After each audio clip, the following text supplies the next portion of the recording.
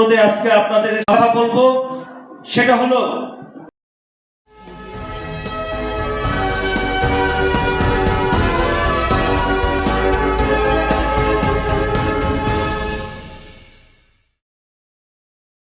করেছিলেন জিয়াউর রহমানকে দেখেছি কাজীর পেশে যুদ্ধ থেকে এসেছেন। জিয়াউর রহমানকে দেখি আমরা একজন সফল রাষ্ট্রনায়ক শহীদ প্রেসিডেন্ট জিয়াউর রহমান হিসেবে দেখেছি।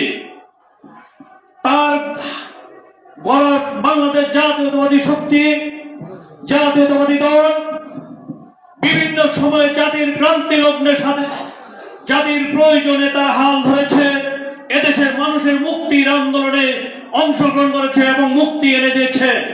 এবং আগামী দিনে সেই উত্তরসূরি আমাদের বিএনপির চেয়ারপারসন তারেক রহমানের নেতৃত্বে আগামী দিনে একটি গণতান্ত্রিক বাংলাদেশ এবং জনগণের মুক্তি এনে দিবে, এই আশা প্রত্যাশা করছি।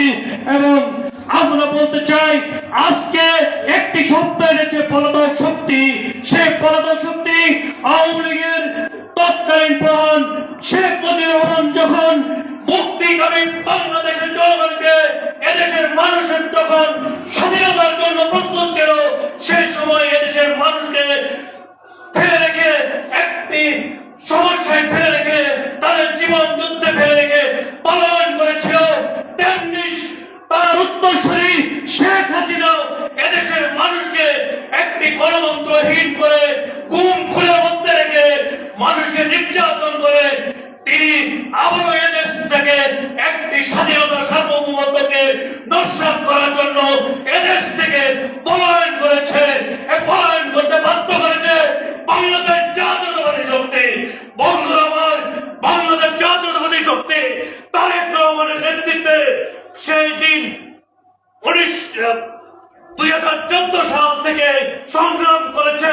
সেই সংগ্রামের ফলে 2024 সালের জুলাই আগস্টের মাধ্যমে স্বাধীনতা এবং একটি বিপ্লব ঘটিয়ে সেই স্বৈরাচারী সরকারকে উৎখাত করেছে, দেশ থেকে পালাতে বাধ্য করেছে। বন্ধুরা আমার, এখনো পলিটিক্সের মধ্যে পলিটিক্স হয়েছে, পলিটিক্সের মধ্যে পলিটিক্স হয়েছে।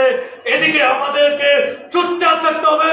সেই সোচ্চারের মাধ্যমে আগামী দিনে একটি গণতান্ত্রিক সরকার, একটি শক্তিশালী গণতান্ত্রিক রাষ্ট্র ব্যবস্থা কায়েমের জন্য, এদেশের মানুষকে সঠিক জায়গায় নেওয়ার জন্য, তাদের মৌলিক অধিকারের জন্য, শ্রমিকদের অধিকারের জন্য, সকল পেশাজীবী মানুষকে এক সুন্দর মৌলিক অধিকারের জন্য জাতীয়তাবাদী শক্তি বাংলাদেশ জাতীয়তাবাদী দল আপনাদের পাশে রয়েছে এবং আপনাদের জন্য আগামী দিনে যে কোনো আন্দোলনে অগ্রণী ভূমিকা রাখবে।